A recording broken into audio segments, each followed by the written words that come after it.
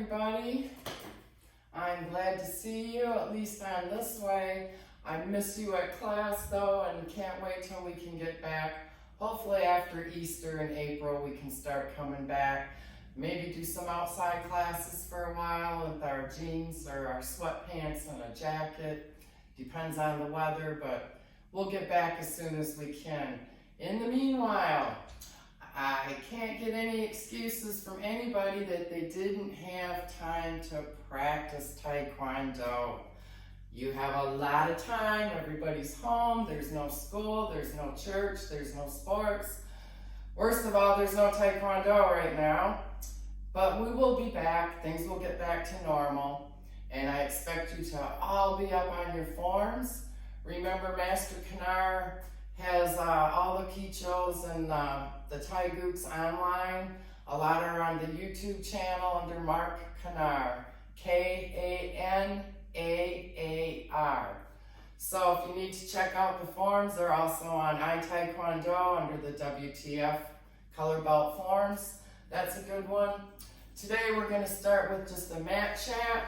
So we'll all sit down like we normally do, only normally you kids get to talk. Today, you just gotta listen to me. So, we're gonna start out by talking about courage. Everybody needs some extra courage right now. We need our courage. What is courage? Courage doesn't mean you're just born that way. Courage is acting brave, doing what has to be done, even though you are afraid. We have all our ages on this videos to everybody, so I'm going to ask my first class little guys and gals, up your level a little bit, and the older kids, kind of lower your level just a little bit so that everybody can get a little something out of this. The 6 different ways that we have courage. Remember, courage is being brave, acting brave, doing what you have to do when you're still afraid, because we're all afraid. Everybody has these fears. It's doing what's got to be done anyway. The first one, I've got them all listed here. Physical courage. Physical courage is the first kind we think about. Superheroes jumping off buildings and saving people from impossible situations, and that is superhero courage. But regular people have a lot of physical courage too. A quick example would be, say somebody fell out of your boat into the water that couldn't swim. You jumping in the water because you can swim and getting them out and saving them, that's physical courage.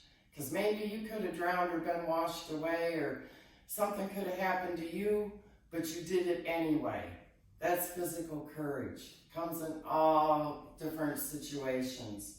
Number 2, emotional courage. Emotional courage is mostly associated with love and falling or opening yourself up to loving something or feeling great about something and positive, even though the negative might just happen. And I say love because it's an easy example. You may have a crush or fall in love with somebody, but when you love somebody, that can be really, really happy and wonderful, or it can be really sorrowful and hurtful. You're all going to find these things out as you grow up. But you don't turn away the fear of the hurt to not enjoy the joy of something. And that's very hard to explain, especially to you littler ones. But remember to keep yourself open to good things that make you happy. Don't turn them away because it might not work out the way you want it to work out. Everything has a way of working itself out for the better. So keep that in mind. That's emotional courage. Be brave and open to new things.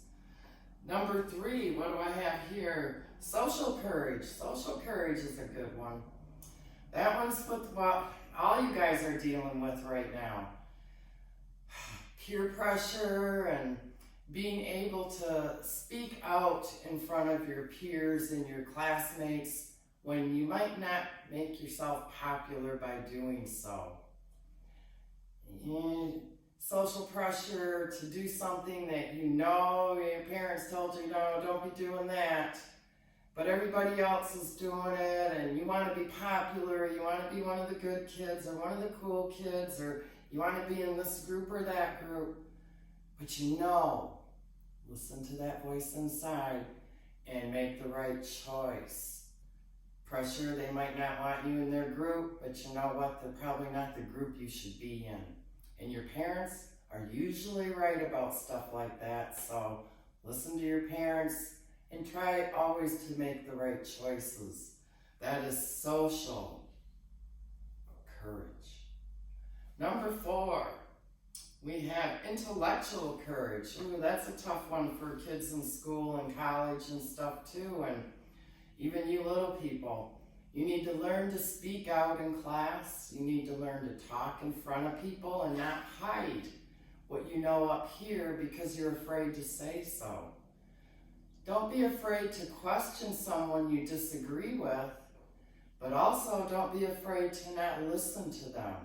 You also need to listen and be open to hearing someone else's side.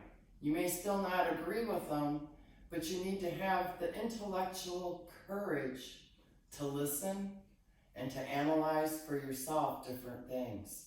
Don't be afraid to speak your mind and your honest mind. Then we have moral courage. This one's a little hard for all of us. Our parents have brought us up to know right from wrong, to have good morals and to be good people. And sometimes you want to be in that group again, and maybe 3 or 4 of your friends are doing something that's really not right. It's not just a bad thing to do, but it's really bad to do. The easiest example I can think of is teasing somebody that's, done nothing to deserve it, or is a, handicapped person, a person that goes to a different school and you just don't like the way they dress or the way they cut their hair, and say a group of kids are picking on that person. You need to have the moral courage. Moral courage. You know that's wrong. You don't do it. Same as if they were picking on an animal and everybody was throwing stones at the stray dog. That's morally wrong. Have the moral courage to stand up against that. Then we have our last courage, spiritual courage. Our spiritual courage strengthens us when we need to be strengthened, like when we lose someone we love and we're grieving, or when we can't control things that are out of our control. That spiritual courage gives us strength. And it can be a non-religious spiritual courage as well as a religious spiritual courage.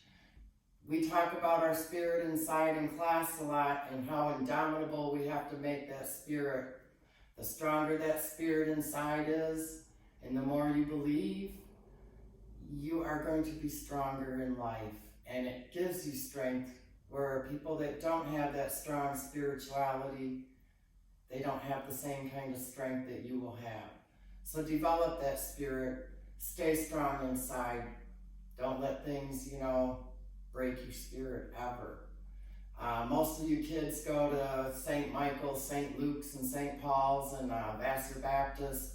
Go to the churches around town.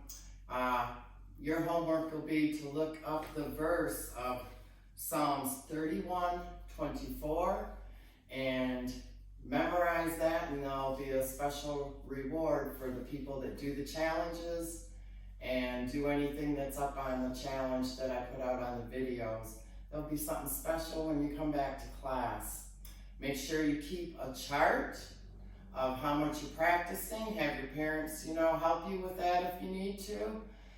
Text me anything that you have done this week. This is your challenge that showed bravery or courage, any of these 6 types of courage, or leadership. That's all combined because leaders have to be courageous.